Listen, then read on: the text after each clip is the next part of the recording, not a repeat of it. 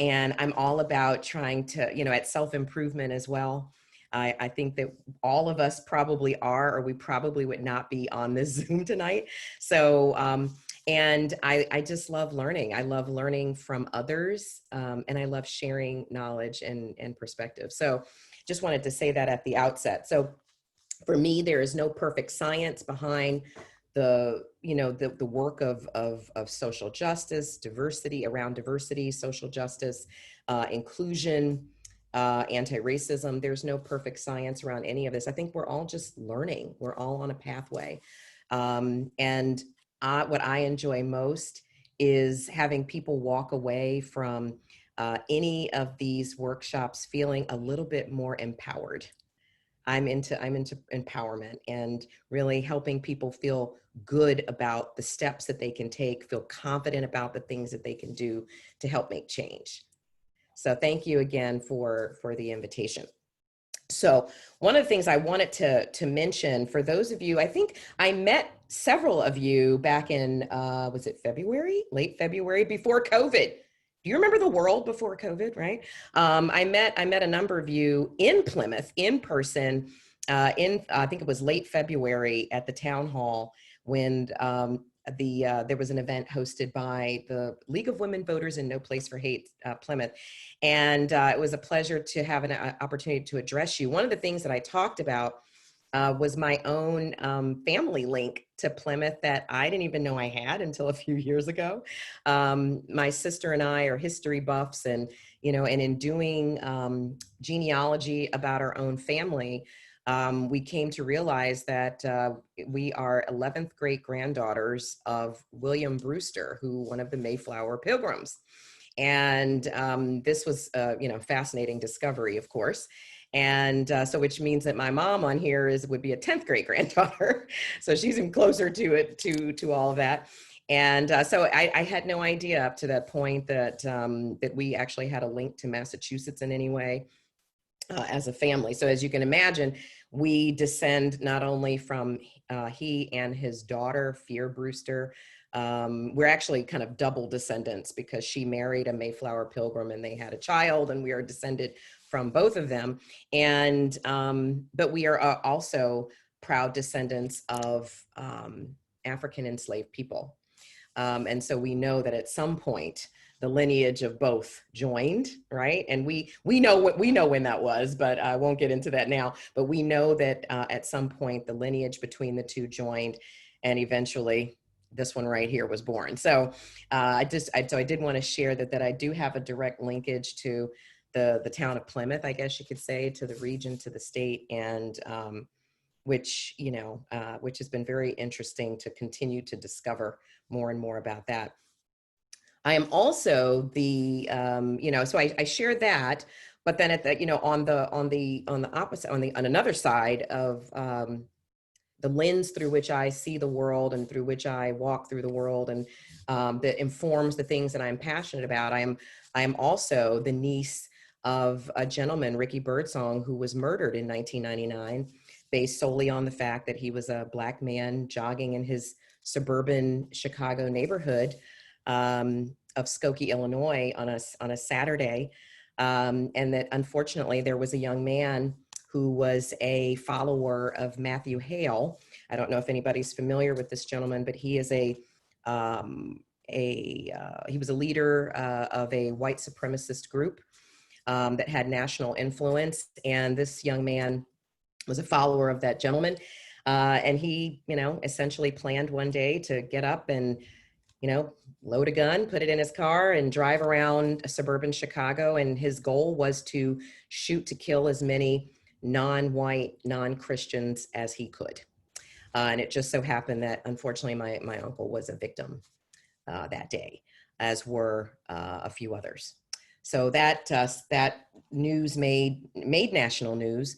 And there has been a lot of work done in the aftermath of that. My uncle was a well-known figure in that community. And the YWCA, if anybody is familiar with if there's a YWCA there in Plymouth, the YWCA eventually took up the cause of racial justice and created a national program. And I, am very proud of the fact that from that horrific situation came this national program that still exists to this day. And they create opportunities and programming around racial justice every year, all year. And I like to think that we're doing that work in his name and in his honor and memory. So with that said, I'd like to, I share that because those are dueling sides of who I am. But they help inform, the lens through which I see the world, and the things that I'm, that really, that I'm very passionate about, and that I'm intent on working through in partnership with folks just like yourself for the rest of my life, really. So with that said, what I also want to do is I want to acknowledge, for those of you who have been watching the news today, I'd be remiss probably if not to at least acknowledge that we had some news today about the Breonna Taylor case. And for those who had not heard yet, that there will be no additional indictments of the police officers that were involved in that case. There is one gentleman, one officer who had already been terminated. He is the only one at this point who, where there's an indictment. The other two, the response there was no. So just wanted to let everybody know. You can feel free to Google to find out more information. You'll probably see it on the 11 o'clock news if you're still up, or if you turn on CNN, MSNBC, or any of the other 24-hour news channels. So I did want to at least mention that. The other thing I'd like to mention, because I hope that we'll have some rich conversation tonight, is that there are certain norms of respect that I hope that we will all honor in talking with one another and listening to each other. Again, I believe that we're all on a pathway of learning. This is a journey for all of us, including myself. I like to be vulnerable and just kind of putting that out there. I am always learning as well, and learning from you too, which is, I think, why it's great to have intergenerational conversations, because I believe one generation can always learn from another, whether they're older or younger. So I look forward to learning from Brooke too, right, Brooke? Who is a lot younger as well.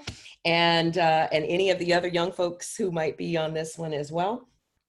So there's certain norms. I do hope that that we will engage in active listening, really listening to others as they talk and respecting their points of view, the stories that they may have to tell, the anecdotes and examples that they may have to share. We have 3 pairs of individuals who have courageously stepped forward and will be part of a kind of one-on-one, 2-on-2, I guess you could say, conversations tonight. And the goal there will be to exemplify, to share examples of talking across difference, talking across generations in this instance. And to give us all so hopefully we'll come away with some new guidance and pointers and ideas on ways to engage folks across generations. And also, just lastly, that sometimes silence can be a blessing, all right? Sometimes just sitting in silence and allowing something to marinate for a moment, something that someone else may have said, can be a good thing. So I just wanted to share that too. Silence doesn't always have to be awkward, right? Or disturbing. Sometimes it's just a good thing, and we just need to let it be what it is, right? Because sometimes it's a good thing, and sometimes it gives a person a moment to collect their thoughts and to think about what they'd like to share next. Okay, so just wanted to put that out there. Okay, so with that said, there will be also opportunities for us to hopefully at the end to do a little bit of kind of big group Q&A. And at that point, we'll let everybody know that you can probably go back to gallery view if you want to be able to see everybody's faces and that kind of thing as we're answering questions and talking amongst each other as a larger group. Okay, so if there are no questions, concerns, issues, or anything at this point, I'm gonna get started. Yeah, I say Barbara. Thank you, Barbara. Love that. I love a good acknowledgement. That's great. Thank you. Okay, so I am going to go ahead and say this thing that so many people are saying on Zoom. I'm going to share my screen. Okay, that's become like a term that nobody ever used before, right? All right, let's see what we can do here in getting this screen shared. And if anybody cannot see it, I assume that you will let me know. There we go. Okay, so hopefully everybody can see that. I hope that your volumes are turned up. There will be a couple of videos in here too for us to take a look at. So hopefully your volumes are turned up too. Vedna, were you saying something? Just checking with you. Okay, I saw your mouth moving, so I wasn't sure if there was something you were trying to say. Okay, so again, tonight, just thank you for the invitation to chat with everybody. I'm gonna go to the next. I've already introduced myself and who I am. I also popped in a little picture of my family. That's my husband and my 3 kids, taken a couple years ago at my sister's wedding. And so I've got twin boys who are now 19-year-old college sophomores, and a daughter who's a 15-year-old high school sophomore. So Brooke, I don't know if she's around your age or not. Either you look really young if you're a college student, which is great. Or you're a high school student is probably what I'm assuming. Okay, so she's a 10th grader at Dana Hall School in Wellesley. And my husband actually is a school superintendent for New Bedford Public Schools. So just sharing a little bit about my family. Okay, so some of you may be familiar with author BRENE Brown. I don't have the accent over her E because I couldn't quite figure out how to make that happen, but BRENE Brown is a well-known author. She does a lot of research and researcher on the concept of vulnerability. She talks with lots of audiences, has written some books and things like that you all can dig into if you're interested. But the important thing tonight is I actually agree with her on some thoughts around engaging across difference, talking about issues around diversity and racism, anti-racism, and all of these kinds of topics that can be somewhat complex and sometimes challenging to talk about, particularly across difference, and in this case, across generations. So these are some things that I'm a big believer in that BRENE says, and I just, for me, they really resonate with me. That I'm not here to get it right, but I'm not here to be right, but I'm here to get it right. So I think sometimes we concern ourselves so much with being perfect, so much with not making mistakes, so much with being exactly right about everything in order, or feeling that it's going to be exactly right in order to step out and step up on things or speak up on things. And I'm a believer that, it's not so much about being here to be right all the time, I think, but it's about striving to get it right more so than anything. I also believe that shame is not a social justice tool. When we shame people shut down, you're not going to be as likely to take in information, to absorb it, to think about it, to process it, and then to work through it. So I'm also a big believer that shame is not a social justice tool. It doesn't work for me, probably doesn't work for you. So let's not do it, right? Let's just not go there. I also believe courage requires uncertainty, risk, and emotional exposure. So I hope that you want to marinate on that for a moment. And I also think that healthy striving is an ideal. And I just talked about perfectionism, because perfectionism is kind of driven by, well, what will other people think, right? But striving in and of itself by nature is imperfect. So I'm okay with that. I hope you're okay with that being the case, that we're all striving here. So I also want you to ask yourself, as we dive into conversation with our pairs and then larger group conversation, to think about what drew you to this event and this topic this evening. Just really think about that. What is it in your life, in your learning, in your striving that has drawn you to this event? And I'm also, I love just sort of gleaning insight from around the world, from different sources. And this is just a quote that just sort of, again, sticks with me, and I wanted to share it with you all. I think that we're not free to do nothing, but we're not necessarily, we don't necessarily have to feel like we're here to finish the task of perfecting the world, right? But that I think a lot of us want to be involved and want to do something. So this word inclusivist, what on earth is that word? Has anybody ever even heard of that before? Maybe if you were with me back in February in Plymouth in person, you had heard me kind of define this and talk about it. But for those of you who were not with us that night, who what on earth is that? What is inclusivist, right? Have you seen it in the dictionary? Have you ever heard anybody use that? Well, that's because I made it up. if you hadn't heard it before, right? Because of the work that I do and that I've done for many years, I kind of, several years ago thought there's got to be something, that a word or a term that I can use to define who I feel I am, the work that I'm trying to do, the work that others are trying to do, that has a better fit than some of the other lingo that seems to be out there. And so I just merely kind of thought about the fact that I'm very passionate about inclusion across every realm and type. And I'm also a bit of an activist. And so when you put those two together, inclusivist, and it just sort of, it just sort of rang a bell for me. And I thought, oh, that feels good. It sounds great for me. It feels good. And then I actually also made up a definition for it. So how about that? Right? How about we can create our own jargon? Yeah. So what I created was this concept of an inclusivist is someone who believes that there's an inherent value in inclusion for everyone. And that this person actively and intentionally fosters a sense of community and workplace that welcomes, includes, and is responsive to people of all backgrounds. So if that feels good to you as a good fit, feel free to put it on and run with it. But I just wanted to share and just sort of clarify the background of the word, what I believe it means to me, what I hope it may mean for others. So when we talk about generations, and I'm moving all my little thumbnails over here so I can read my own stuff here. There we go. Okay, so each generation in America has been witness, and this was part of our description of this event, to its own unique story of race and difference along the arc of progress. So 3 questions that I want us to think about this evening and beyond. How do those stories across generations differ or resemble? How has each generation responded to the racial biases and inequities our country has and continues to grapple with?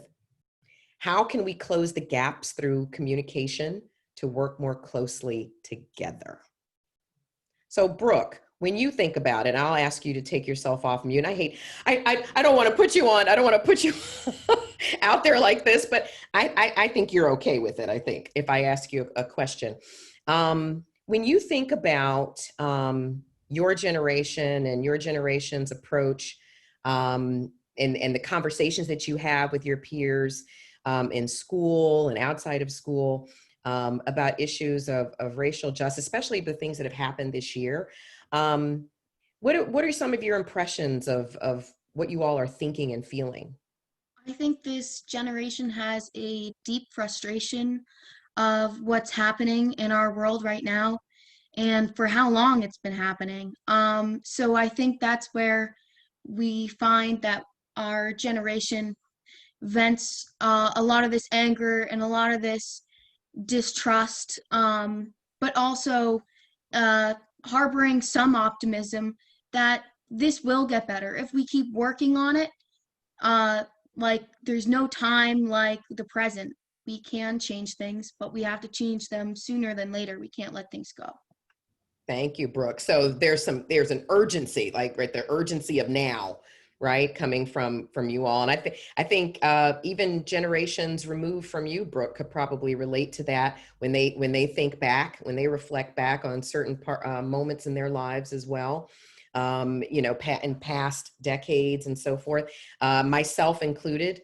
I remember feeling that same way where it was like, it's got to happen right now. And then being frustrated when it seemed like progress was too slow. I like to think I still feel that way now. I think a lot of the people who are probably on this Zoom event may feel the same way, no matter the generation. But thank you, Brooke, for weighing in on that.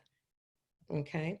And then Sue, I know Sue is part of one of our pairs later, but Sue, would you mind sharing a little bit? What are your thoughts, just kind of, just in general, about how you feel from your generational perspective about the landscape of issues around racial justice and equity and so forth happening in our country right now? What are your thoughts?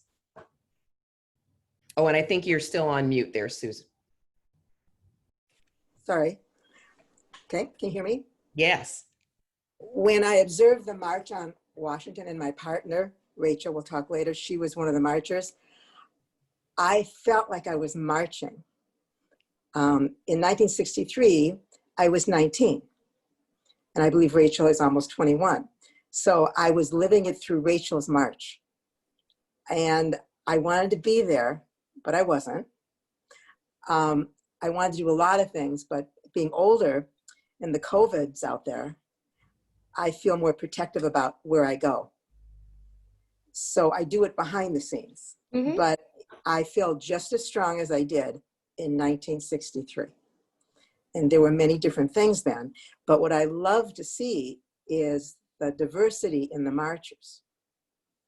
There's a lot more diversity now. Ah, so you didn't see it as much then? No. And we did, we'll talk about it later, but we were very nonviolent. We were, at the time when listening to I Have a Dream speech, I wasn't in Washington, but I was at that generation. And also growing up in the Midwest, which is really very integrated. All my life, I was in the northern states. And then we'll talk about it later. I went to school though in the South, and that's where I woke up. But that was the 60s, but it isn't that different. I'm finding that. But I feel like I'm frustrated. I want to be there and do more, but I do it through the younger people now. Very nice. Thank you so much for sharing that in an impromptu fashion. Thank you so much. That was fantastic in an impromptu fashion. Thank you. Okay. Let's see if I'm going to see if I can move. There we go.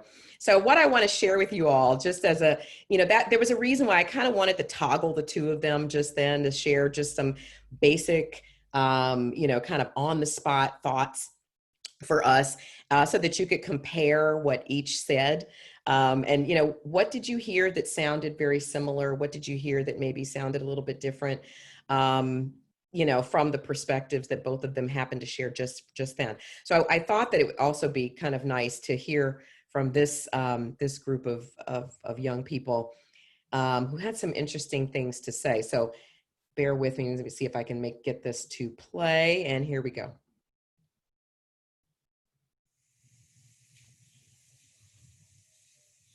The people united will never be divided. The people united will never be divided. Who's that? It's Dr. Discrimination. And he's here to bring doubt to our protests. Someone gotta stop him. We need the Social Justice League. I'm Amazing Asian. It's me, Panther Puff Girl. I am the Ableator. And I'm super gay. Amazing Asian. My squint the charge of my laser beam that'll melt through your stereotypes. You joke about how we eat cats and dogs, you're right. We'll eat whoever you call your dogs for breakfast, and if kindness don't conquer, I'll karate kick for my kin folks until we're crowned king. Panther Puff Girl. I be all black, pride, and pretty. I show up and show out. Show my people what it means to be black and proud. I make bread in this paper, making girls who look like night believe they are too dark to daydream. The Ableator. My speech impediment doesn't make me sidekick. I can tongue-tie villains, trading my 4 eyes for X-ray vision. My superpower is making others learn the power of the things that weigh them down. Oh, honey, I'm not just gay, no. I'm super gay! Salvation of the same-sex, guardian of the gays, liberator of the LGBT. My heart be so full of color, even the rain bows before me. Stop the discrimination! For too long you've stolen our voices. Told everyone I was too loud so I could keep your racism quiet. Made a mockery of my mouth, my voice, and at the punchline to your jokes. Acting like Asians only raise doctors and never our voices. Said my sexuality was sin, kept it in the closet to keep it silent. But with our powers combined, we will take back what is rightfully ours. We'll intertwine our identities to defeat our enemy. Activism activated. We'll punch privilege with the power of the people. We'll stop our stigma. We'll karate kick colonizing the cranium. Dr. Discrimination. My boats carry cannons that ignites from the sacrifices of my ancestors. Dr. Discrimination, you will not disintegrate my defense. Slay! I'll destroy with my devotion. Put a fist to the face of your fetishization. I'll make it so you can't even think straight. This black power fist and afro pick can rip your racism apart. My black pride will turn the tide of your terror. My 4 eyes can kill with one glance. I got a fistful of confidence. This speech impediment can punch you in the mouth. mouth. Ha ha ha ha ha! Boom, bam, pow! We can't defeat him alone. We need your help. Self-love is equivalent to super strength. Sometimes you gotta learn to save yourself, To put on your own kick of confidence and become your own hero. Second wave, people's power activated. Accepting your insecurities makes you invincible. Because being brave is loving yourself because of who you love, not despite it. You have super speed, even though that enemy said you can never catch up in that classroom. You went from slave ship to savior with no superpower at all. All you had to do was believe in black girl magic. your people would rather fly as high as your intellect and math so you can subtract the negativities from their views and finally equal up. Boom! We did it! We defeated the biggest villain! Self-doubt! There is power in pride! Showing up at a protest that doesn't directly affect you. And speaking up even when you want to stay silent. And being an ally. And being yourself! Because in the Social Justice League, you don't have to be super to be a hero.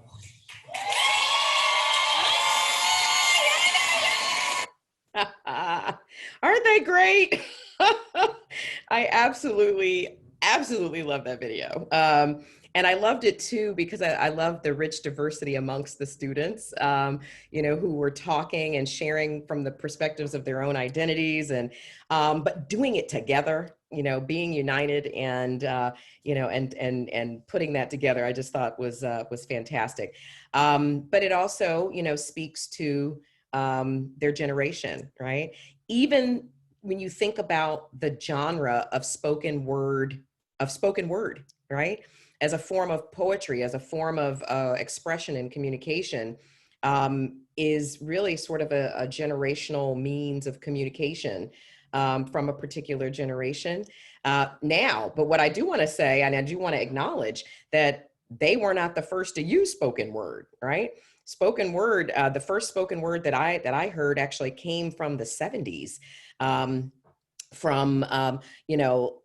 different groups in the 70s who were the foundational folks upon which rap and hip hop emerged. And so, so they're not the first ones, but they are certainly using this genre of spoken word to express themselves. And so we see that more and more, that they have sort of taken up this particular genre to as a form of communication. So thank you for listening to that. Let me see if I can get this to move forward. There we go. Now we want to hear a little bit from a different generation.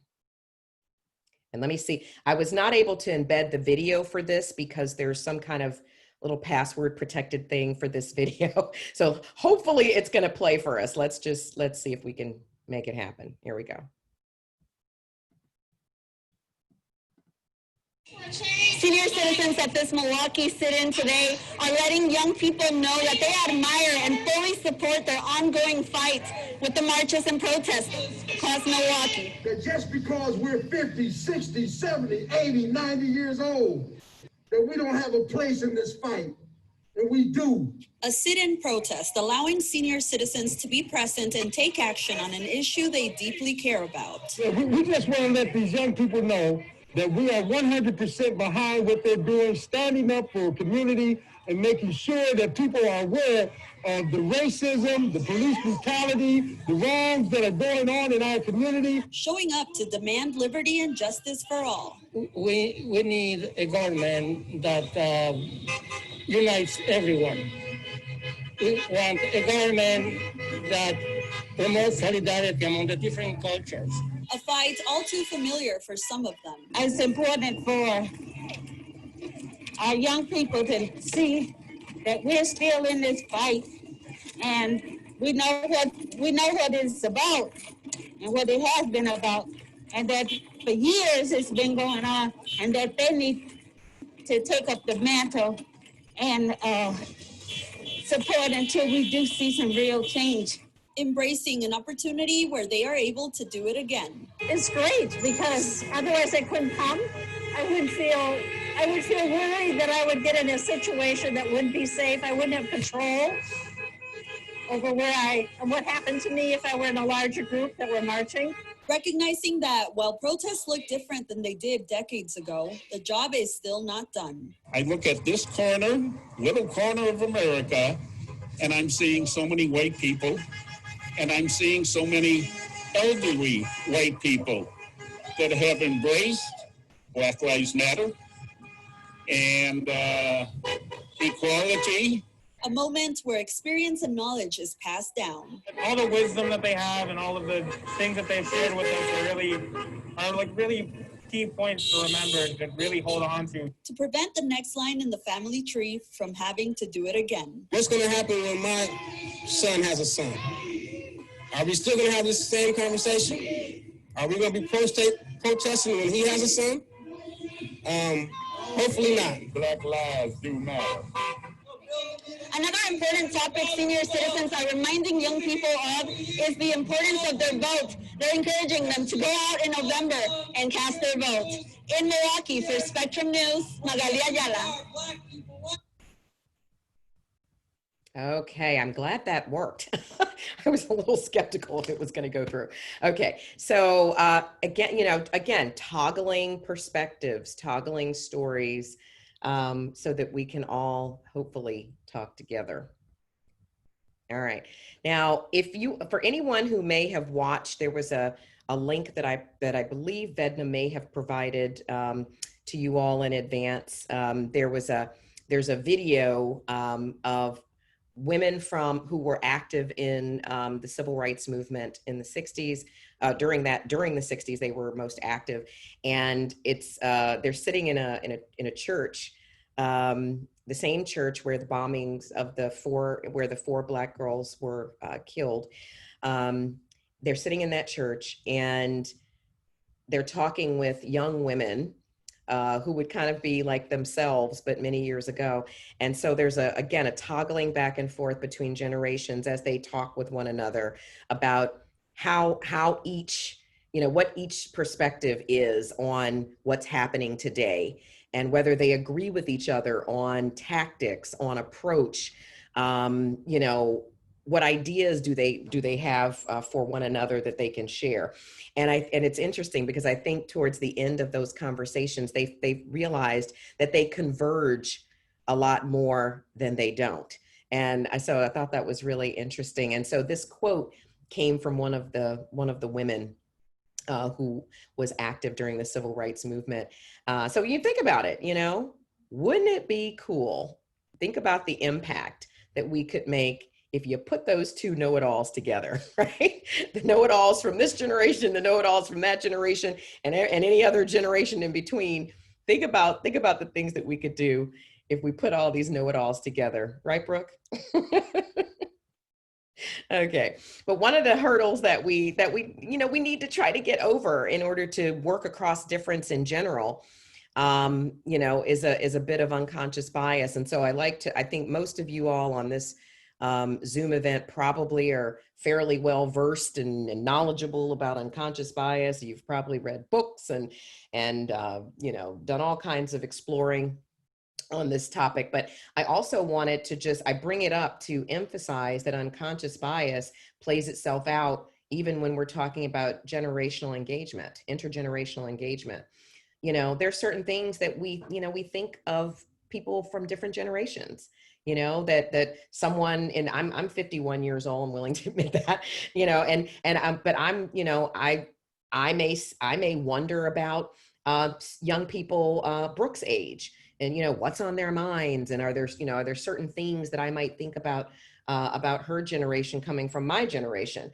And then, again, even when I think of folks who are older than me, and are there certain biases that we may have about one another that may be keeping us from working more closely together, that may be keeping us from talking with one another across generations, a grandparent and a grandchild, an aunt to a niece, a neighbor and a neighbor, but who happen to be from different generations. Are we engaging each other? Are we talking with one another? There's a lot of value in that. And, are there opportunities that we're missing? Are there opportunities that we're missing because we're allowing a degree of unconscious bias to prevent us from really talking with one another and listening and accepting, listening to ideas and perspectives and stories. Okay. And then this is just a little bit of additional emphasis on unconscious bias. And again, taking a look at the different types of unconscious bias, right? Affinity bias, the tendency to warm up to people who are like ourselves. That can also mean warming up to people who are from the same generation and maybe not being as warm with others, right? Because we feel more comfortable with people who, can relate to certain things from certain eras and stories that we can tell, that we can relate to. And then, perception bias, the tendency to believe that one thing about a group of people based on stereotypes and assumptions. One of the things that I have found, that there's so much richness in staying open, being open to others and their stories and their, my friend May, who joined us tonight. I have to say that since she and I met, I think last year, and just listening to her story, her husband's stories of life here as Chinese Americans, and has just really informed my own perspectives. And hearing them speak across generational lines. I actually love talking to them. I love talking to them. I love listening to them. I love the stories that they tell, because I like to think that I'm learning something that may help me and the work that I'm doing. I may hear a story that may be really valuable to share. If after they've shared it with me, then I can share it on for, and it may be valuable to others as well. So I think there's so much benefit to listening to one another across generational lines. Okay. And this is, again, just another little exercise around unconscious bias. When you think about who does your mind see first when you look at these different terms here. Who does your mind see first? Just instantaneously. Who does your mind see first? When you think of a social justice activist, for example, how old is that person? What's the age of that person? Is it you, Kathleen? Is that who I see? Right? When I see that word? Or do I see Brooke, for example? Right? So, it's just our brains have been kind of socialized and trained to see certain things when we think of certain folks in certain careers or certain roles in society. And I like to think that those of us who care about social justice, that word social justice activist can apply to every single one of us, and hopefully should. It really should. No matter how we are acting on our passions. Oops, there we go. And then a question before we jump into our conversations tonight with our pairs. So I want you to just think about this as you listen to them and as we go forward. What assumptions of other generations are holding you back from engaging in more conversations about inclusion, social justice, or anti-racism? How do the things that we say or biases that we may hold about other generations prohibit us from expanding our network for inclusive change? All right. So about other generations and about, of people across difference in general, right? How are those things keeping us from having a more inclusive network within which to work for change? Just something to think about. So when it comes to being an inclusivist, right, how can we confidently work for change as an inclusivist in partnership with other generations? And here's just these are not all inclusive. This is not an all inclusive list, but just some things for us to think about as we're on our own journeys and wanting to connect with others, children, grandchildren, nieces and nephews, neighbors, colleagues, folks who are part of community groups just like No Place for Hate in Plymouth, and other groups that you may be part of and active with. So one of those things that we've already talked about is pursue active listening, right?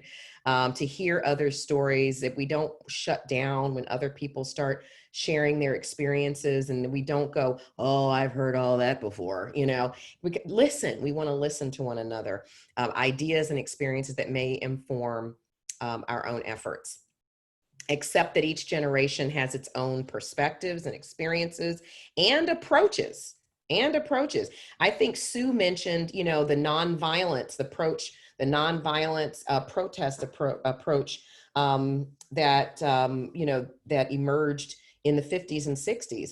And there, now there were always young people at that time, even then, who felt that was, that's not the right approach. And, but that was an approach that emerged then.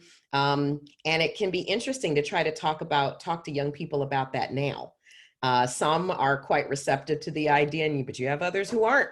And so, who say they're tired or they're sick and tired, and they're just, and they want another way. They want to do another, they want another approach, another tactic, do things a different way. And so we want to, again, encourage learning and listening across, because they may be able to learn some things from you, from me, from others. Okay. If we listen to each other. Embrace that we each find our own unique pathway to making change based in culture, personality, family norms, knowledge, and also think about it, mobility, right? Mobility as well, depending on, and that can be access to transportation, and it can be physical mobility, right? So that all may inform what we do, how we go, and how we go about doing it from one generation to the next. Opening your mind to new and different ways to make change, and to know that there are these different ways to make change based on lessons learned by different generations, to hear the trial and error from other generations and allow that to inform us. And then think critically across generational lines and find common ground, because there's lots of common ground to be had, I believe.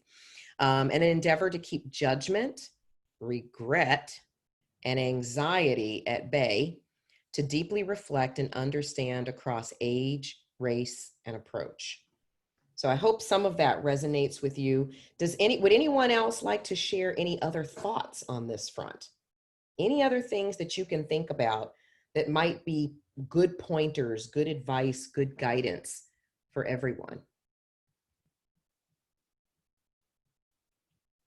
I can't see everybody, so if I don't hear anything, I'm going to assume that we're all good. Okay, excellent. Thank you. Oops, there we go. So, what may be holding you back from engaging across generations to expand inclusion? Sometimes I think it's a little bit of fear, a little bit of anxiety, right? A little nervousness. You might be wondering, well, how do I start a conversation with my granddaughter?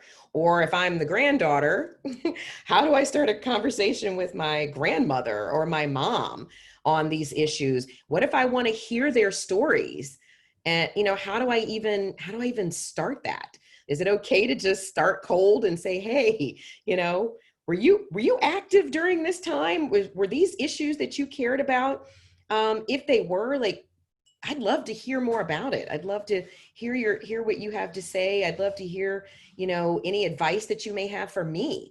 I think it's a good thing to try to reach out, but I think sometimes we get concerned about where's the starting point, and there might be a little fear and anxiety about that. There might be some concern that you don't want to bring up issues that might be uncomfortable or potentially a little bit contentious with a relative or a neighbor or a colleague. But there are lots of good ways that we can do this and do it successfully and have some really rich and robust conversation. But I think sometimes we're also concerned. Sometimes that fear lies in a bit of concern about whether or not we ourselves are necessary to the process of change, whether we're capable of being part of change, and whether or not we're ready to be part of change, right? Are we ready now? Have I learned enough? Have I read enough books, right? Do I know all the terminology to use? I don't know, right? But I like to think that we each need to see ourselves as necessary to and capable of making inclusive change in ways where we can see the impact, little ways and big ways, right? And be further inspired by it. And I like to think that we're just ready now, right? There's just, what time is better than now, right? There's never going to be a perfect time where we've read every book, we've read every article, we've learned and digested every kind of term that we can use. You know, we've talked to every single person that we know to get their advice. There's never going to be that moment necessarily. So I'd like to think that we're just ready now. You know, whatever steps we want to take to be part of change, and to engage in conversations across difference and generation in this case. I just like to think that we're all ready now, right? I think so, right? Okay. So, oops, here we go. The moment that everybody's probably been waiting for. So I think we want to get ourselves started. We want to pair up. We're going to put everybody on, you know, presenter view if you weren't already. If you know how to do that through Zoom, as Brooke had asked us to do, if you can put yourselves on presenter view, then you'll be able to see each one of the people in the pairs as they're talking and answering questions. Okay. And what I'm going to do, I'm actually going to stop sharing. So, because I want to be able to see everybody, I want to be able to see this too. So, but I just love that, you know, this image of the lady who's like this. This is, I think, adorable. So at any rate, let me stop sharing. Oh, there's everybody. Yay. Okay. Oh, I think I'm the one on the screen right now. Oh my goodness. Okay. So let me get my questions. I think, who was going first? Was it, Sue, yes. Sue, and Sue, remind me of your conversation Rachel. partners. Rachel, yes, thank you. Okay, so if Sue and Rachel only would take themselves off of mute, okay, I'm gonna put myself off, I'll take myself off too after I ask the question. Okay, so that we'll just be able to see the two of them. Okay, so question 1, here we go. And Sue, I don't know if you want to get us started. You seem like you're a pretty courageous lady, so let's I think you can do it. Okay, so Sue, what's your earliest memory of discovering that you have the ability to make a difference in someone else's life? And then Rachel will answer the same question. Okay. Can you hear me?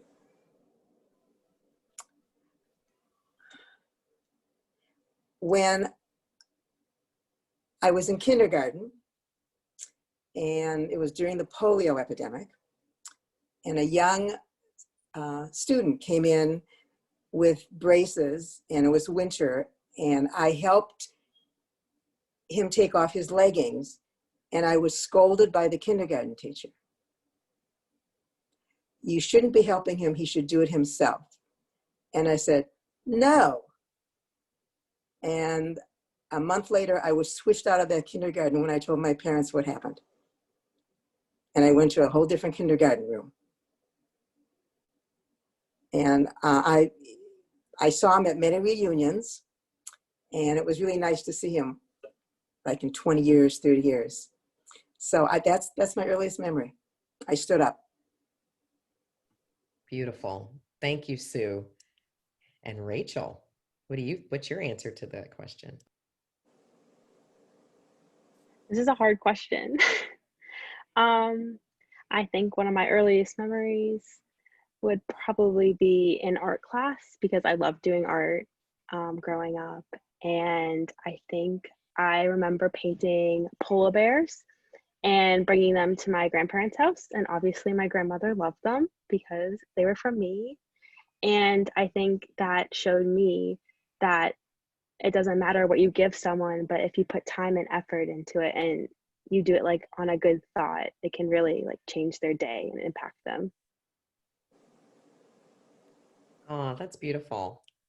I wonder if that little painting or drawing is still around somewhere. I think it might be. You know how we tend to hold on to your things that you all make, right? Okay, thank you so much. Okay, Sue, your next question. Okay. What do you feel is the most significant difference between how your generation advocates for social change compared to your conversation partner's generation? Based on what you know, of course. Ask me one more time, please. Ask it again one more time. Yeah, absolutely, absolutely. What do you feel is the most significant difference between how your generation advocates, or even if you want to put it in the past tense, from, your experiences from years ago, if you'd like, for social change compared to your conversation partner's generation? I don't think there's a lot of difference. I think the times are different, but I mean, I wanted to go do it right now. I wanted to fix things right away. But I think it was the nonviolent thing. I think it was following Martin Luther King Jr., Gandhi, that group, being peaceful. But I was still agitated, but I was silent. I don't know if that makes sense.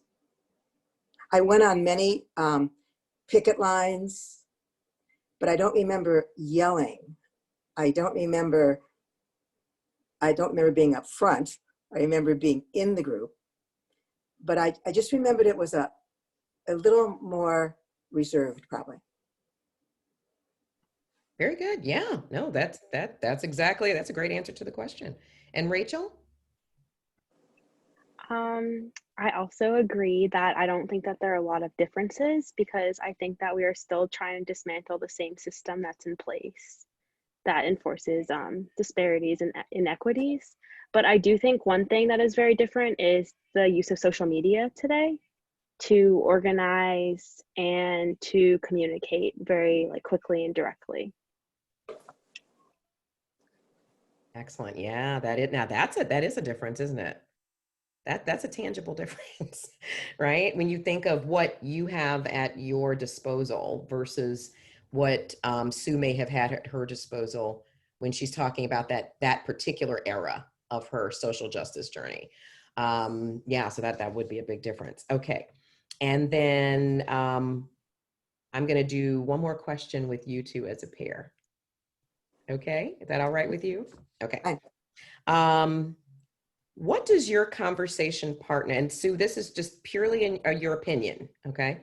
What does your conversation partner's generation just not get, in quotes, about your generation's approach to social change? Where you think we just don't get it, right? I have a feeling that they don't think we did enough and we let it go. I don't believe that. I think we're constantly, I think it's about patience and time. I don't feel any different than I was 19. The body may be, but I can't do it as much as fast as I could maybe, but I feel just as strong. That's why I'm on No Place for Hate. So, but I do think that's the issue. Very nice, thank you. And I saw that Barbara popped something into the chat where I think she said something about, what was it, Barbara? There seems to be more anger now. And Barbara, you're okay. If you want to come off mute, just clarify your point. I feel the outrage and the anger more, but I think it's also because there's more coverage in the news constantly. And it's like Sue said, we didn't stop working on it. There has been a lot done, but the issue of Black Lives Matter, this is the time. It's just the fact that so many people have been supporting it of all colors is the difference. Thank you, Barbara. Okay, and Rachel, what is your thought on that? What does your conversation partner's generation, what does Sue's generation you just not get about your generation when it comes to this work?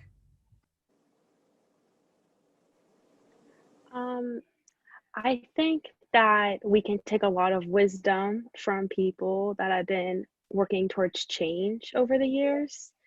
I do think that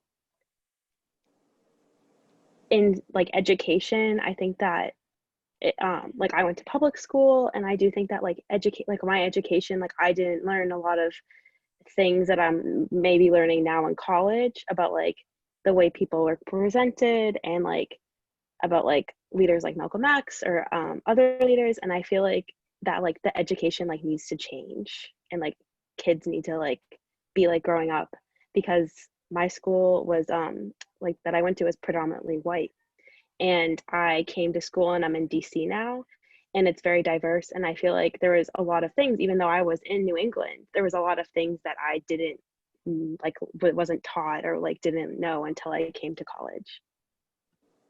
Thank you. So maybe what you're saying, sounds like what you're saying too, is that they maybe other generations just don't get the fact that you all have a strong desire for that kind of learning, because that's what I'm hearing from you, that you really want to know more.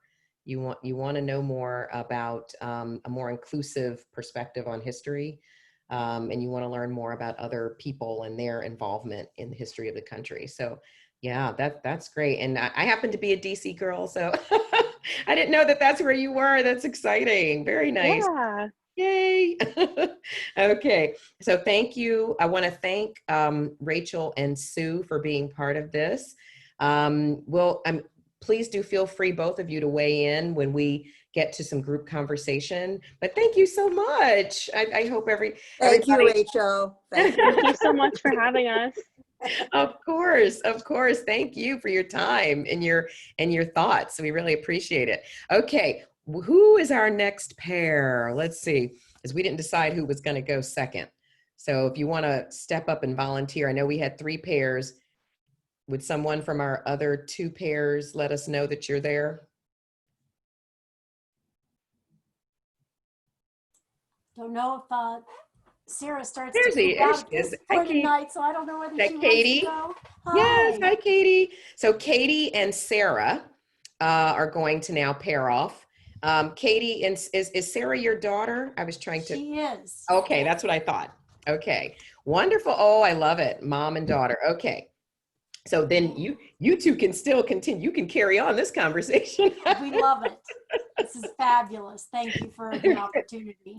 Wonderful. Okay. And so if Sarah is with us and she takes herself off mute as well, then we'll get the 2 of you started. Okay, here we go. All righty. So for Katie, let's start with you, Katie. If there were one thing you could change single-handedly to advance social justice, what would it be? Get rid of our president. I should be a little more positive, shouldn't I? That's your opinion. Oh, no, after, no, but you know, truly the divisiveness that we're struggling with. I mean, one of the things that I struggle with when we talk about opening up to other generations, my bigger struggle is trying to remain open-hearted and compassionate with people who have completely different views than I have. And, you know, trying to see another person's point of view that way. And so if I could change something, it would be the climate of our country to go back to even my parents' generation, who they may have dramatically disagreed with one another, but they did it respectfully. And I feel like we've lost that ability to communicate when we have differing points of view. So I feel like it's we've got to communicate. We've got to have, so that's my first gut level reaction. Sorry about that. I got right into the negative there. That wasn't a very good way to start, was it? Well, I did ask you for your opinion. Nailed that one. Thank you, Katie. Thank you, Katie. Okay, Sarah, you're up.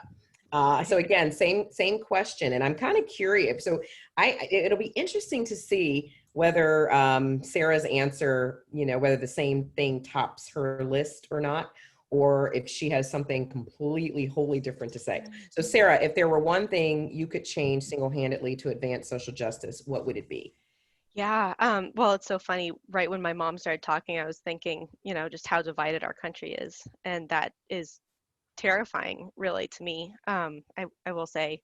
So I'll second her in that response. I also think that just the social media platform is a huge challenge to get actual information that's correct out to people. So I guess that's two things that I'm really saying. But we were talking the last group or the last pair was talking about what the difference is between generations, and I was thinking, yeah, the social media and technology is a huge difference now versus last generation. And there's great things that come along with it, but there's a lot of really problematic things too. So I think those two are my answer, not just one thing. Sorry. No, thank you. Look, if somebody were to ask me, I'd probably struggle just to come up with one or two. So I empathize with you. All right. So let's go on to our next question for the two of you, shall we? And can I just add, I can't help but say this because I'm a sociologist. I just also think, we've got to go to the foundations of our, our institutions, the social, we can't just focus so much on the individual interactions. We've got to change in justice, health, education, et cetera. That's housing, Absolutely. So it's that two-pronged approach of what can we do individually, but what can we do institutionally. So I'm sorry, my sociologist had to put that in there. No, you're absolutely right.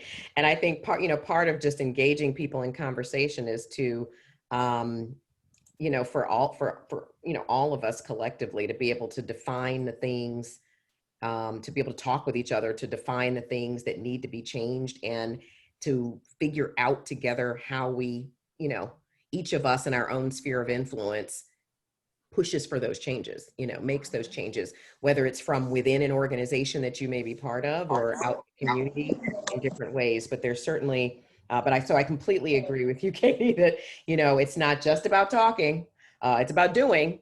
And so that's part of the, the purpose for a conversation like this one is to hopefully empower and encourage people to, whether they have to take, where they feel they have to take baby steps or big giant leaps, but that there are things that all of us can do. We can all be active. And one of the ways of doing that is engaging each other and talking with one another and trying to share ideas, but not just ideas in a static sense, but things that we can act on. So thank you. Thank you very much. Okay, so another question for the two of you. And so I'm going to go back to Katie. What can people who want to be part of change do as first steps, no matter their age, race, or geography? What are some of the ideas that you would have? Going with so much gut level stuff here, my first reaction, I think maybe to identify the platforms that we do have, whether that's a park bench or whether we are a leader in the state of where we are located in some big institution or whatever. I think a lot of times we feel like we, if we only have this little group that we're a part of or the lead or are involved in, maybe that's not enough. My voice isn't going to be big enough. So I feel like really identifying as a first step of what are the platforms, what are the places, what are the forums that I might have a voice and use, and how would I use that to engage people in, as you said, what, actions, and identifying those actions and having the conversation. Thank you. Thank you, Katie. Sarah, what do you think? What can people who want to be part of change do as first steps, no matter their age, race, or geography? I think, first of all, just give yourself a little bit of education on what's happening and who you are in your community and what you can be to the broader whole. And then just get involved. I mean, there are so many different opportunities to get involved with smaller community organizations or larger. I mean, you can volunteer for one of the campaigns going on right now. There's quite a lot to do that you can get involved with. Thank you. Thank you very much. Okay, so I am going to thank the two of you, Katie and Sarah. Thank you very much. I'm doing my thank you hands here. So thank you very much for kind of pairing off together to talk with one another. I hope that for the two of you, your conversations will continue even long after tonight. And feel free to, like I said, join the larger conversation. We'd love you to continue to weigh in. And where is our third pair? Can they take themselves off mute so we can see you? Let's see, where'd they go? Where are you? I know they're there. If you want to take Hi. yourself off mute. I'm with Christina, I think. Okay. Oh, that's right. That's right, Brooke. Where's Christina? Right here. Sorry. There she is. I knew you were there somewhere. Okay. So Christina and Brooke. Okay. So thank you, ladies, for joining us and being willing to answer a few questions between each other. Okay. So first question, Christina. I'll start with you, Christina, if you don't mind. Yeah. What generation is easier for you to discuss social change, issues of race or justice with? Someone from a generation older or younger than yours? I would say younger than mine, because I think the generation younger than mine has fewer things they need to understand to engage in this conversation, and that they're more open and sometimes, especially younger people, like they see race more than older people, including myself. Very interesting. Thank you. Yeah, interesting perspective. And Brooke, how about you? Even though you're I think you said you're in high school, but so I guess if we were saying generation younger, that would probably mean like a 7-year-old or something. But so what are your thoughts on that question? Like anyone, it's easy to talk to your peers, but it's also important because people who are like a couple grades younger than me, it's also nice to talk about social issues with them because their opinions are malleable. Like they're still figuring out, I'm still figuring out where I stand in politics and everything that's going on in the world today. And I think that's growing, evolving and changing for everyone. So I've always kind of connected to adults, but people who are in like Gen X, my mom's generation, they are, I tend to speak well with people like that or people of my peers because especially when there's social issues and things going on, I like to talk about them with like my mom and educate my parents on kind of what's going on today and why it should matter. So I think it's important just to have a spectrum of people that you don't feel like you have to educate people all the time, but you can just talk with and talk about and take opinions from them and formulate your own. Thank you, Brooke. That question. What's that, Christina? So can I add something to that question? Yes, absolutely. I think that there are people in every generation who can enter these conversations with a learning rather than a proving mindset. And I think it doesn't necessarily matter what generation that you're in. It matters more whether you are, I think you had the quote from Brene Brown, trying to get it right or trying to prove you're right. And there are definitely people in each generation that have fear of saying the wrong thing. So I think it's how you enter to learn and to create community as opposed to prove or to shame people who aren't on the top of the woke mountain that you think you might be on. Amen to that. Thank you. Thank you, Christina. And Brooke, my goodness, I think you're like my spirit twin from another generation. I think if I were your age, we'd be like besties. So anyway, I love it. Thank you so much. Okay, another question for the two of you. What do you feel your conversation partner's generation does better than yours when it comes to work around social justice or advocating for social justice? Again, this is purely your opinion. No judgments here. But just when you think about it, is there something that you think, I think that, I think that their generation does this better than mine, Social media, internet, all of that.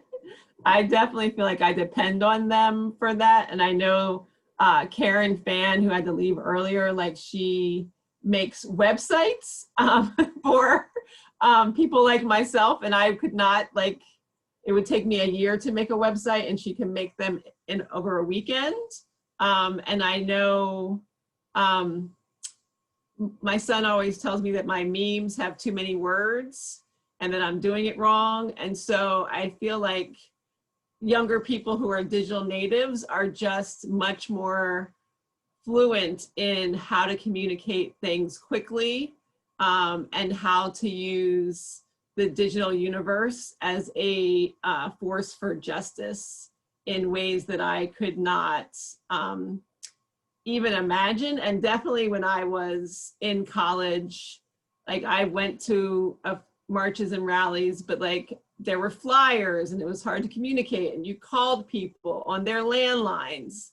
And so when I think of how fast this happens, I definitely am so amazed by just the ability to rally and to have like candlelight vigils in a moment's notice, because that's a language that they speak. And I feel like it's not it's a language that I feel like I am, and I'm like on a trip trying to order food as opposed to being fluent. Thank you, Christina. I think I'm feeling you on a lot of that. My daughter has told me on many occasions because of the work I do in marketing that I have to, work to create like hashtags and things like that. And she'll go, "Ma, your hashtag is too long. Too many letters. It's too wordy." So so that's a great, so your example is something that I can certainly understand. And so Brooke, what do you think? What do you think Christina's generation might do better than yours when it comes to all of this? Any thoughts? I believe that they have, my mind goes straight to wisdom and experience. And I believe that a lot of people from my generation, especially, it's sometimes can be jokes, and then sometimes it can be ageist. Like, we do walk the fine line of like, okay, boomer culture. Like, you can't just passively be like, okay, what I say matters, what you say doesn't matter, okay, go back to bed.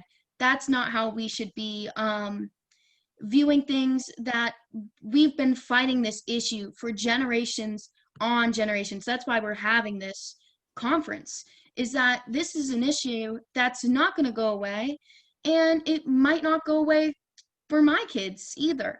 So I believe that people of my generation that will be carrying the torch should learn from the start, the epicenter of this civil rights movement, and it started with you guys. So I believe that we have a lot to learn, and that we should be, absorbing information, stories, and incorporate that into how we conduct ourselves in life and how we speak to others. And can I actually add something? Because I think one thing that we can learn from your generation, even though I know there's lots of conversation around cancel culture, that your generation doesn't let things slide by. And there were too many jokes and too many microaggressions that our generation said, we'll let that go for right now, or we can't address it, or we'll look the other way, or we'll talk about it after people leave the room. And your generation is like, nope, we're gonna name it, we're gonna call it out. And lots of things do get canceled, but there are plenty of things that should have been canceled a long time ago that we have tolerated. And probably like there wasn't a hashtag for me to get like the Confederate flag off of the top of Dukes Hazzard's car. So there are definitely more tools you have to say this is what needs to be canceled or changed.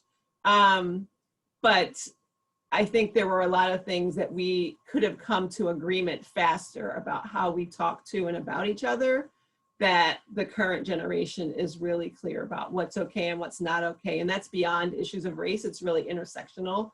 And the fact that you have figured out pronouns can be a thing that we can relearn and unlearn. Like there are so many things where the ability to name things in the moment and say, that's not how we create an inclusivist space is really powerful.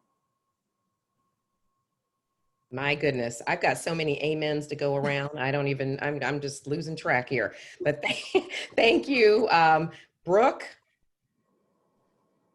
my sister. I'm telling you, you've got a future ahead of you, and which I'm sure your parents already know. But I mean, I just love hearing you talk. And Christina, thank you. Yes, I hear you. That Dukes of Hazzard car bothered me for years. I loved that show, and I was a loyal watcher, but it was something about that Dukes of Hazzard car. It's good that interesting that you brought that up, because what would we have done about it, right? What kind of collective action could we have taken pre-internet, pre-social media? You know, it was just much more challenging, you know, during that time. And then Brooke, I think Christina and I both will share with you that we're both Generation X.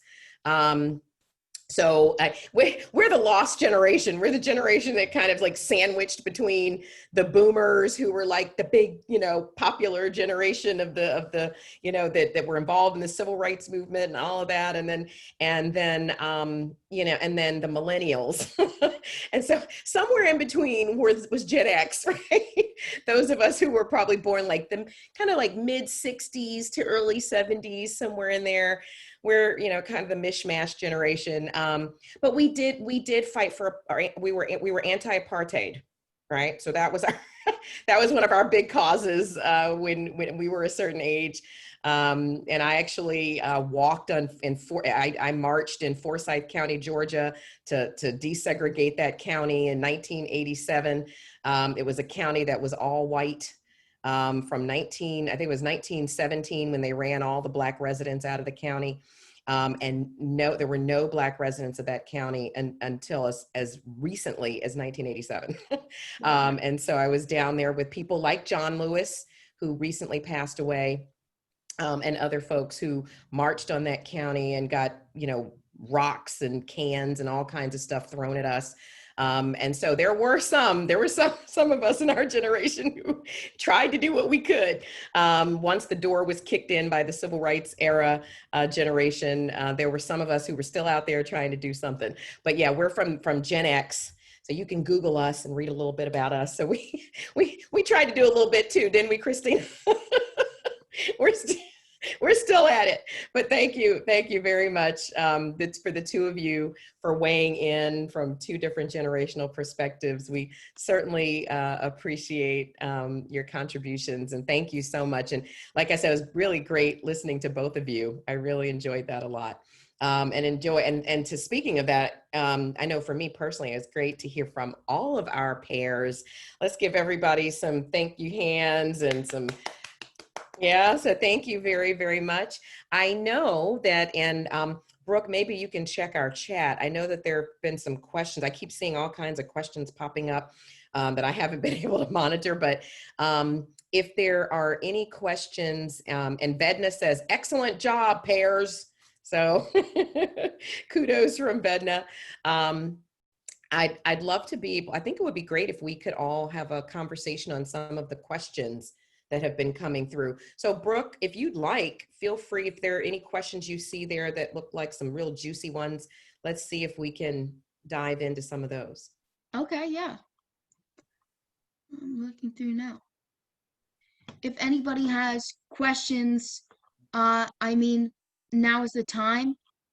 I think you could take yourself off mute if you would like to and ask. Right, if you're going to ask a question. The other thing too, you might want to put yourself back on gallery view at this point, since we're done with the pairs.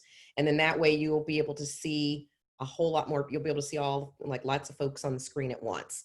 So if you go up to that right corner and just click on gallery view, that'll allow you to kind of see lots of folks across the screen. Okay. Brooke, do you see any good questions there? Or if anybody has any live, you're welcome to. But do you want to toss one out for us if there's anything there? From E. Clark, what is the biggest misconception older adults like Gen Xers and Boomers have about millennials? Misperceptions. Anyone? What do you all think? I'm happy.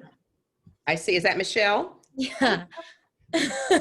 I think we were just having a little side conversation about that ourselves when you were talking about generations. And I think so many times, I think millennials is a much larger kind of tag that is put on even a larger generation. I mean, I hear it. I work in a college and people are like, oh, those millennial college students. And I'm like, guess what? They haven't been millennial college students for a few years now, for sure.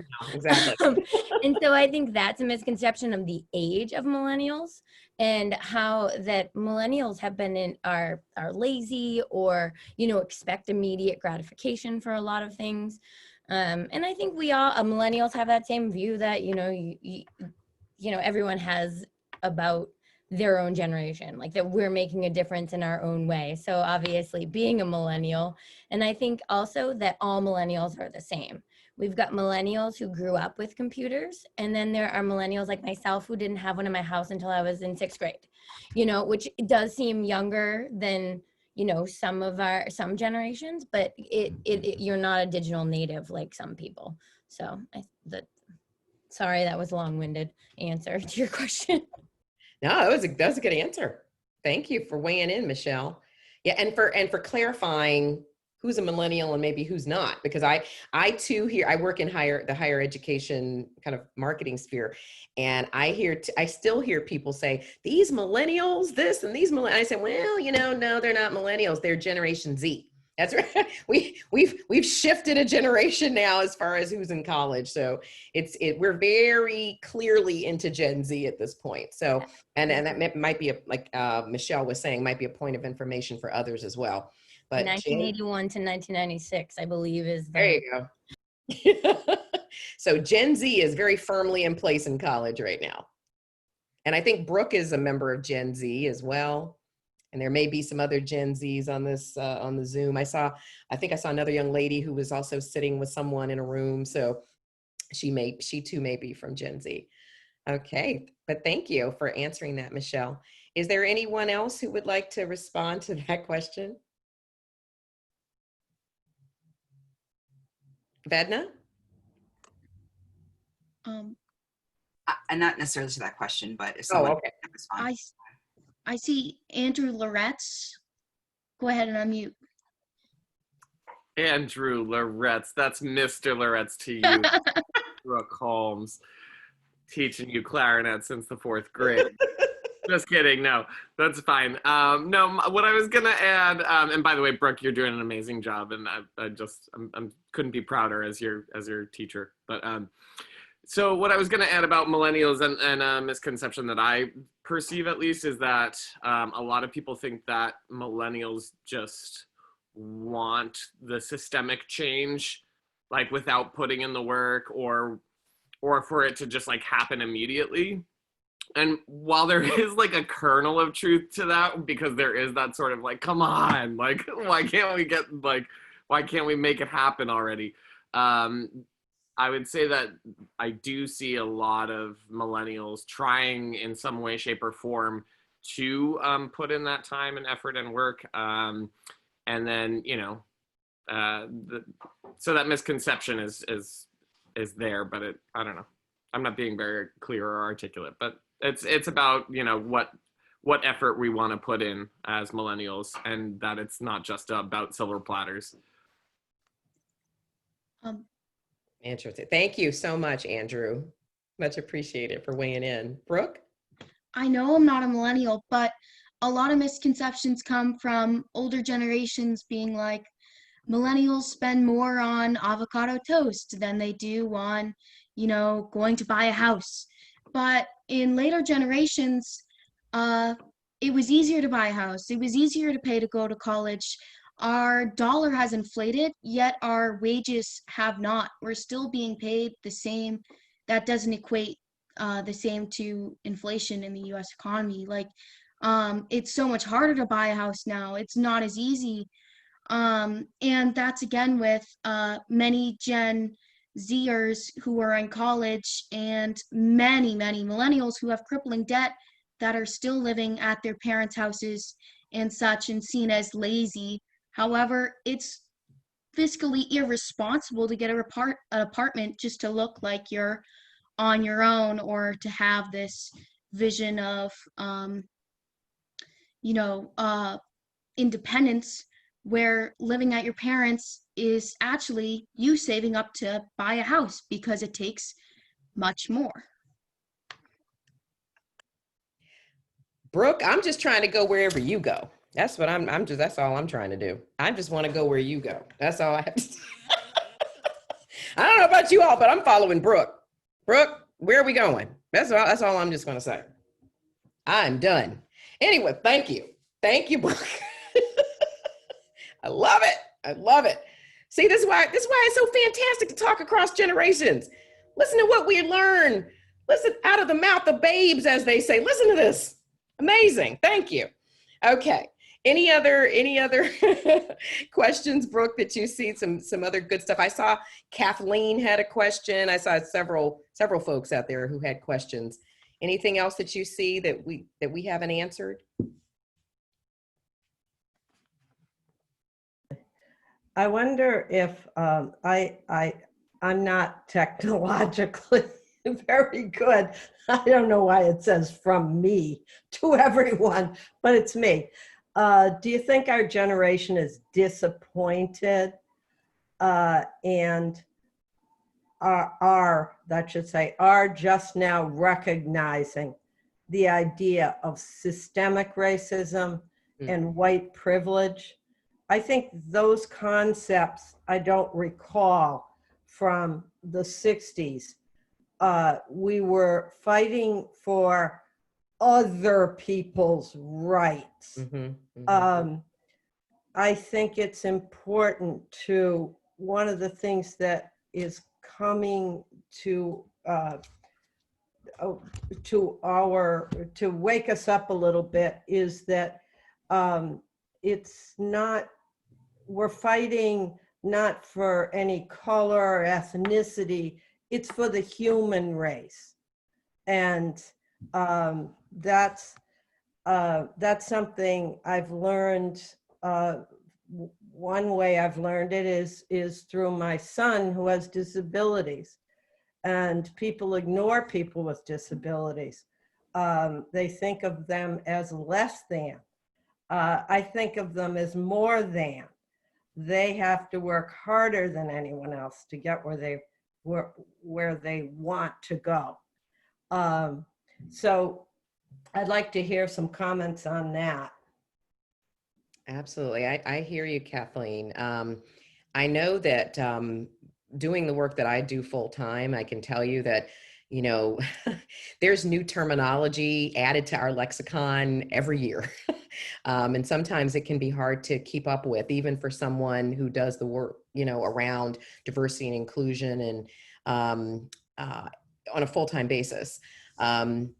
Even for me to try to stay at the forefront of terminology and concepts and things like that. So, I think we can probably all agree that structural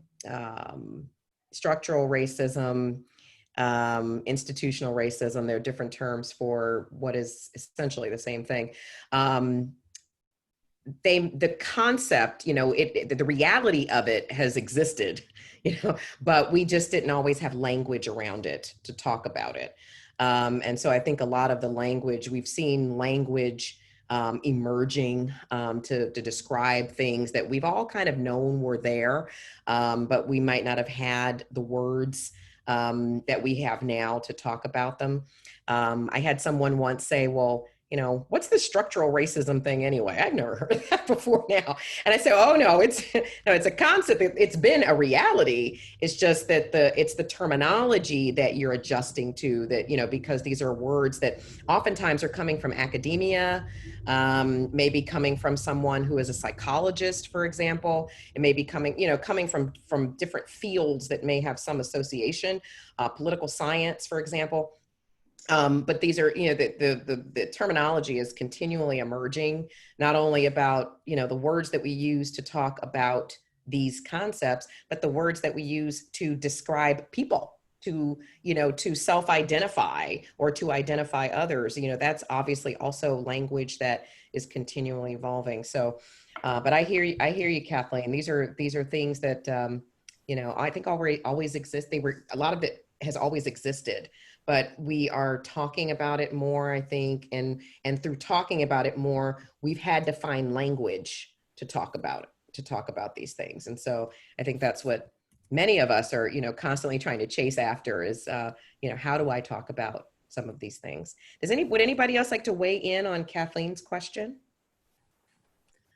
Yeah, I answered her. Can you hear me? Yes, we can. Okay, I answered her, and we're in the same, I believe, same generation. I think that we saw change happen, but it was behind the scenes. We did not, our awareness about how Blacks were treated by the police wasn't as strong as seeing that they rose in, you know, in education, became mayors, became school superintendents, more visual on TV shows, so many things that occurred that changed. Interracial relationships shown and emerging on TV during the time we were growing up. All that was changing. You've seen me thinking about the Jeffersons, okay? But I can tell you, as someone Jewish, I have never seen a Jewish family portrayed on TV in a real manner. I can't, you know, maybe Molly Goldberg back in the 50s was close, but nothing like it is today. So that there have been things that have grown and changed. But now it's just so obvious that this area and this language is in the forefront. And it's great. It's fantastic to see this happening. It just wasn't soon enough. Thank you. And it's interesting, Barbara, your perspective on that you haven't to date seen a Jewish family portrayed in a normal manner. Because you made me think about that. I was like, can I recall? Yeah. Well, yeah. Bridget and Bernie were that was one show, and just certain things.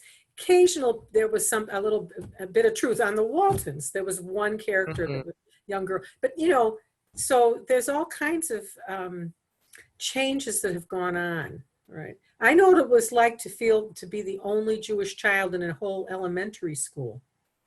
And those were things, but it doesn't show. It's an invisible difference. Right. And that sometimes the struggles of those of us who've been the only don't show. I was the only worker in the laboratory that I worked for 37 years. That was a Jewish employee. Okay. It's just... Goodness. Everybody learned a lot because I'm not quiet. Thank goodness. Yeah. Thank you, this is just great. This is just great. Thank you, Barbara. Okay. Anybody else on Kathleen's question before we move on to one more? I know we've got about 10 more minutes together. And I know we want to have some culminating thoughts as well. Vedna's got her hand up. Who's got their hand up? Vedna. Vedna. Hey, Vedna. Not necessarily on Kathleen's question, but I guess in terms of like the Gen Xers, I just remember when I was a Gen Xer and I was in my late teenage years, early 20s, and I felt that it was somewhat of a lost generation. I felt like, you know, here was this previous generation that, you know, fought for civil rights, and then what were we doing to take up that torch? And it's interesting too, because I think we have to think of things like even regionally. I grew up in South Florida. I went to school in South Georgia in terms of like college, or started school there. And it was so evident. It was just so prominent. You talked about Forsyth County. I remember driving with a girlfriend of mine. We were going to North Georgia, and I knew gas was running low, and you could see it. And I was like, I'm getting gas here. She goes, oh, no, we still have. I said, no, I am not going with you because we were both of a different color. I'm not going with you into this county. You knew not to do that. I knew crossing over the Florida-Georgia line, this was in the 90s, that there were certain towns I could not stop in. So it was interesting. And then coming here, it's almost like, I guess the surprise that some people have of what's possibly happening now, whereas I think it's something I've always grown up with.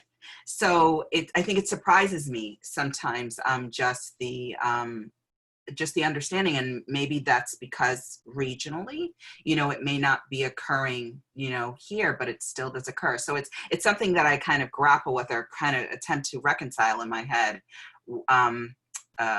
When I hear or some of those statements, like, oh, I could not believe, oh my gosh, I can't believe this is happening now. And I'm just like, wow, this has always been happening.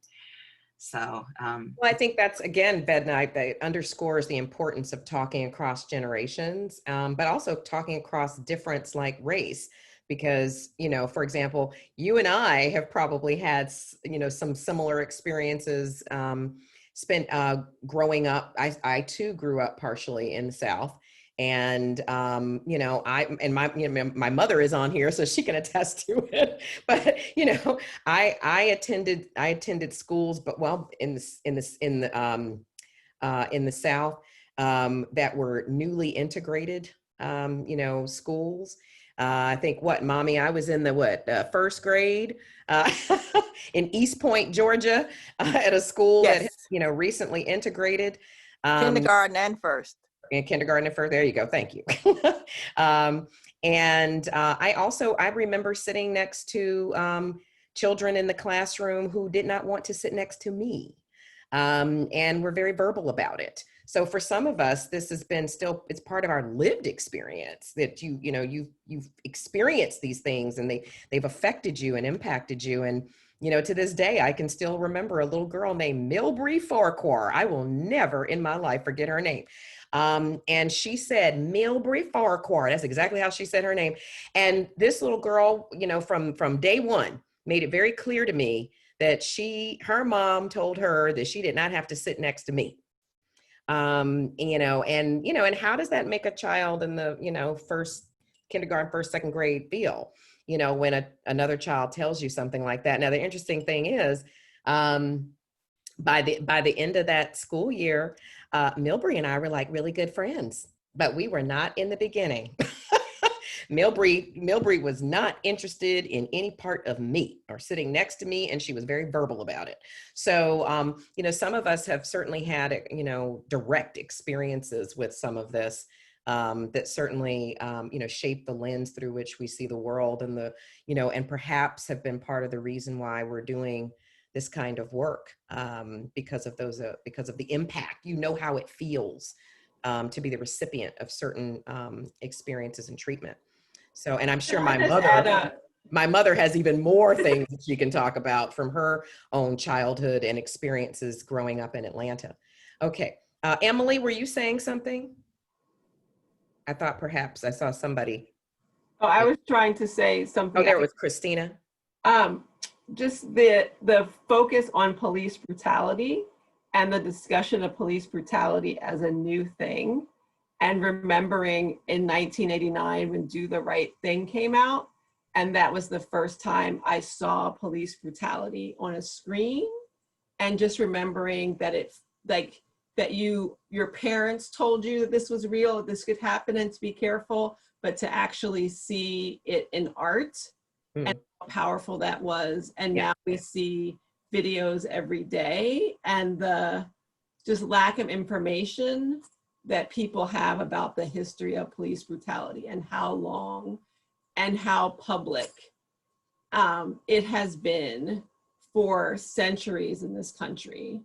And to see the response to police reform, even in our own state, like this is not a Southern problem. This is very much a Northern problem. And many Northern cities and states, including ours, still have groups of white men going to protest police reform as police captains in cities that have had incidents in Massachusetts. So I just feel like the ways that art speaks to the power of the human experience and the way that cell phone footage just makes things transparently different because it's not in the heads of the marginalized. It is something that is transparently real for people to see and digest. And it might only be fully digested during a pandemic, but at least it has been digested.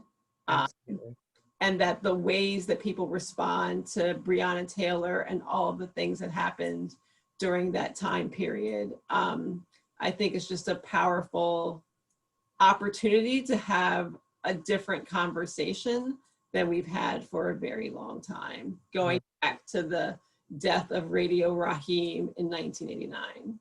Right, and Do the Right Thing. Thank you, Christina. And for those of you who have not seen the movie, Do the Right Thing was a movie written and produced by Spike Lee. He was a Morehouse College graduate. I actually had the opportunity to work with him years ago. But he, if you have any of these kind of movie platforms and you haven't seen the film and you'd like to sort of understand some of the context that Christina was just talking about, Radio Raheem, which was a character in the film, and what happened to this character, you might want to take a look at it, and that'll help bring that to life, what she was just talking about. Margie, and so thank you, Christina. Yeah. Thank you so much. Yeah, well, all I was saying is Rose has had her hand up quite a while, and the woman that says Thomas's iPad, the same thing, but I don't know what her name is. Oh, that's May Chin. May Chin. May Chin, she's a friend of mine. Both Rose and May have had their hand up. And thank you, Margie. Margie, speaking up for others. See, look at what you're doing. I love it. Thank you, Margie. So what did we say? We said May. I know that we're getting a little short on time, and I think we want to respect everyone's time also. But who did you mention? You say Rose? Okay, Rose, take it away. Well, my question is, it's sort of goes back to the other women, the Jewish women who were talking about their experiences. I went to a private school where there was a quota. And my parents, as I look back now, I'm amazed that they sent me there, but they wanted me to go there. There was a saying in my house, and that was, is it good for the Jews? So whatever the children, and Barbara, you can attest to this, whatever the children wanted to do, whatever happened in politics or whatever, it came down to, is it good for the Jews? So I remember when I was a teenager and just, there were no Blacks in my school, and just started to become aware of the world around me and wanted to be part of a march or a protest.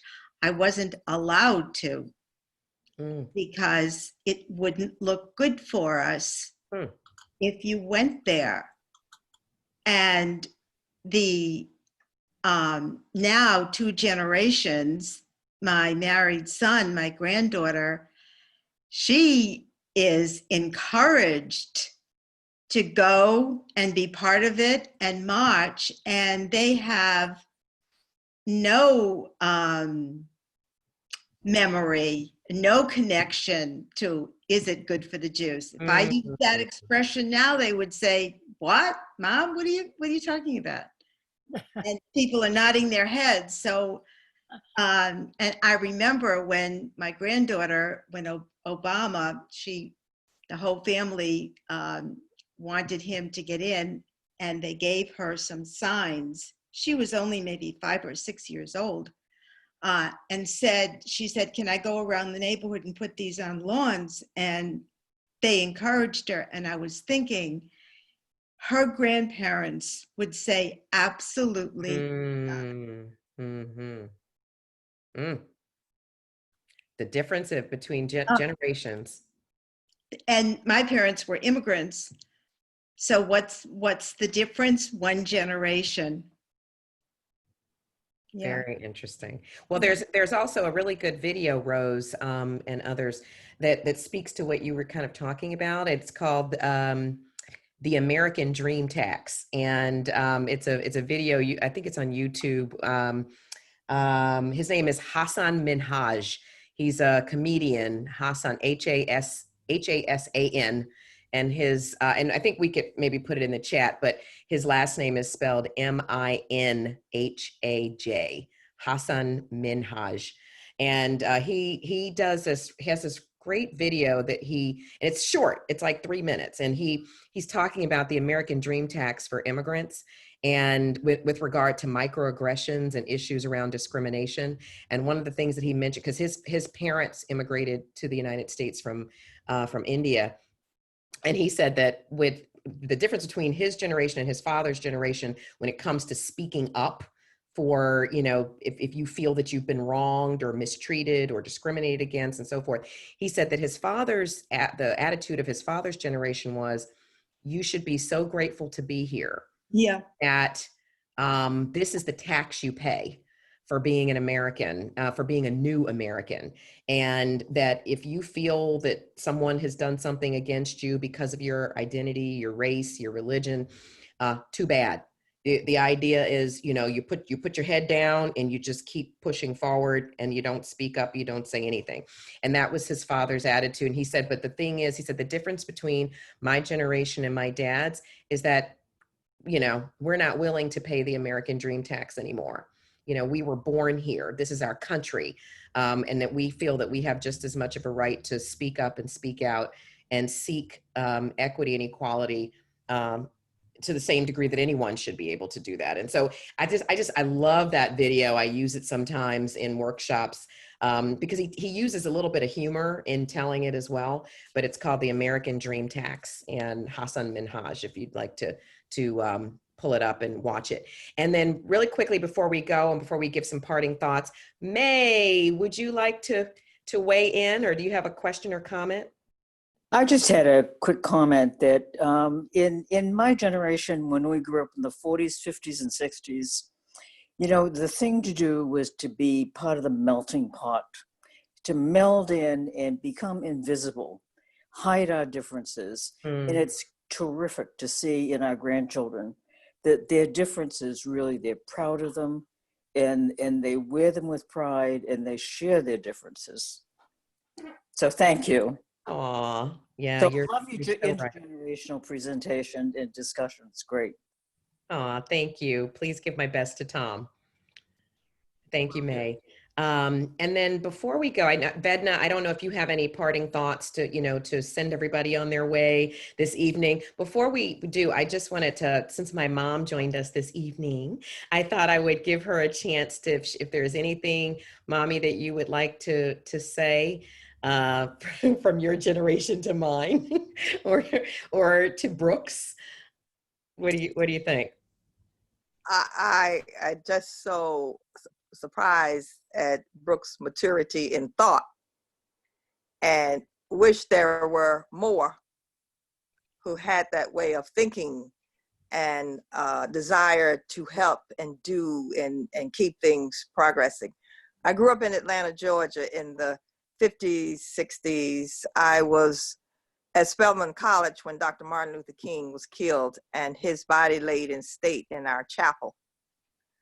And we marched when the shock wave came to Atlanta that he had been killed. I remember the problems at Selma. I remember all of those marches and things that were happening in my neighborhood. We had store boycotts because we couldn't get jobs just in a grocery store. The food was rotten because the riding food was sent to our neighborhoods, so our parents had to shop in other neighborhoods. Luckily, we had a car. But just to reflect back on some of those, and that's just not a third of what I could talk about. I also rode on the back of the bus. And I'm a former teacher, and I discussed many times with my children how I used to ride on the back of the bus, and I attended all segregated schools. And my kids kept saying, how did they do that, Mrs. Cook? How was it the kids couldn't go to school together? And of course, I gave them the truth. I explained everything to them on their level. So I've been an activist in different ways, but I just admire several other comments that other people have made, and just so thankful that we have people who are changing in their thought and their ways of doing things, and acceptance of others. I am now reading the book Caste. I don't know if any of you are. And amazing book. It is just shocking to me that I did not know that my role was already written for me before I, but anyway, thanks to everyone. I have enjoyed this discussion. Thank you, Mommy. Notice I'm 51 years old and I still call her Mom. And I love it. Aw, thank you so much, Mommy. And I have to say, it's because of her that I am who I am and how I am. Because my mother was never afraid to speak up on our behalf as children, to fight the good fight, to make sure we were at the best schools and the best programs, even during times when others did not have the expectations of us that she, and our potential that she knew we had. So thank you, thank you, thank you. That's why I was glad that you came and joined us tonight, Mommy, so I could throw that out with everybody about you. And so that's my way of honoring another generation. So tonight has been so nice. I have really enjoyed hearing from you all, talking with you, hearing your perspectives and stories and impressions and anecdotes. So thank you so much for joining us this evening. Keep the conversation going. If you enjoyed this, imagine what it would be like to continue these kinds of conversations with your children, your grandchildren, your nieces and nephews. For folks like Brooke, you've got a lot to share with the 7 and 8 and 10-year-olds out there, okay? To talk with them and help them navigate through the world, to learn from you. It could be, and also for us to continue to learn from you, because Brooke, you've got a lot of good stuff to say. And so, I hope you keep saying it. I hope you keep saying it, and that you continue to grow in your knowledge and perspective. So we're gonna be looking for your name in the future, because I get the feeling we're gonna hear it. So, but thank you very much to everybody. Again, thanks for Plymouth, No Place for Hate, the organization, for the invitation to help lead this conversation. And again, to Vedna, for again reaching out and extending the invitation. So thanks to everybody, but please, let's all just continue to find our way along this journey. There's so much for all of us to do, so much impact that we have the ability to make across generations.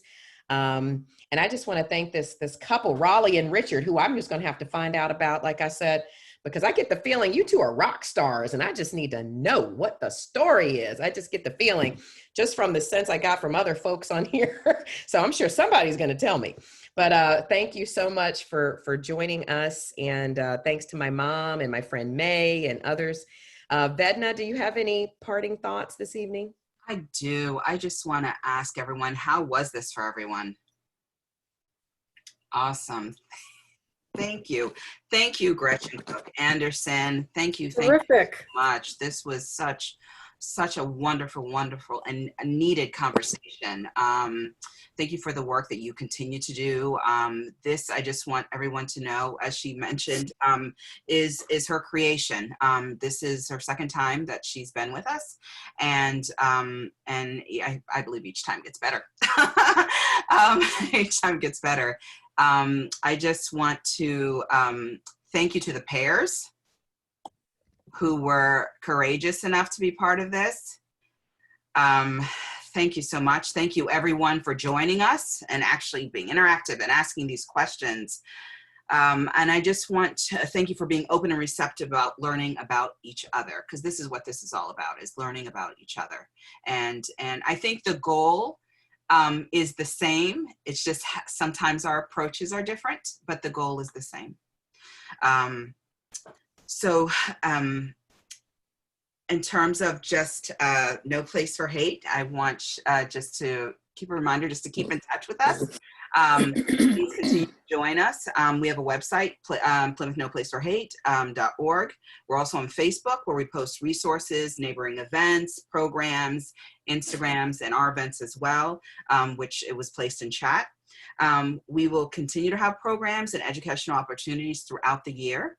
And next month we are hosting the Attorney General, the Massachusetts Attorney General, and we will be talking about how to report hate crimes. So I don't know if there's anything else you want to say, Gretchen, or? Edna, there's several people who are asking for the video clips and things like that, that they would like to have those.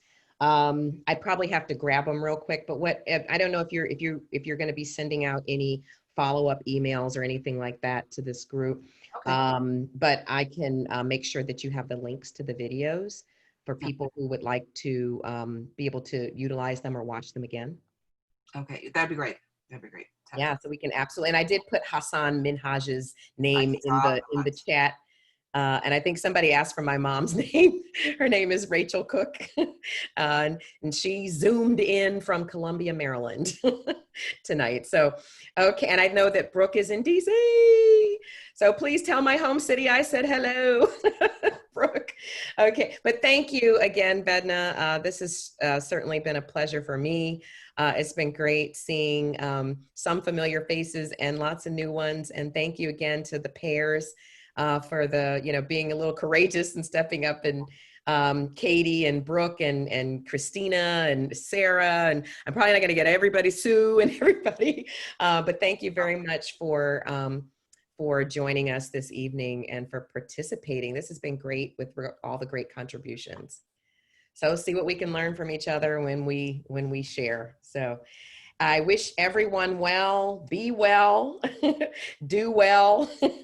Let's all be better as human beings toward one another and toward ourselves too. Let's be a little bit easier on ourselves too. But I just wish everyone well, and thank you very much. I look forward, I hope our paths continue to cross. Thank you. Good night. Good night. Good night. Thank you. Good night. Wonderful program.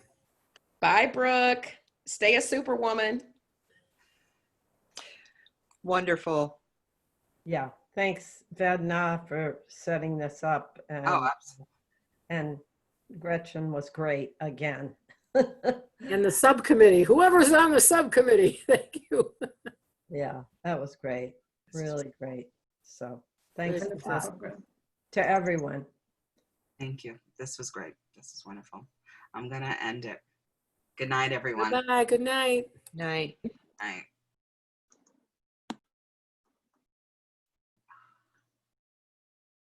I don't know how to get out of here.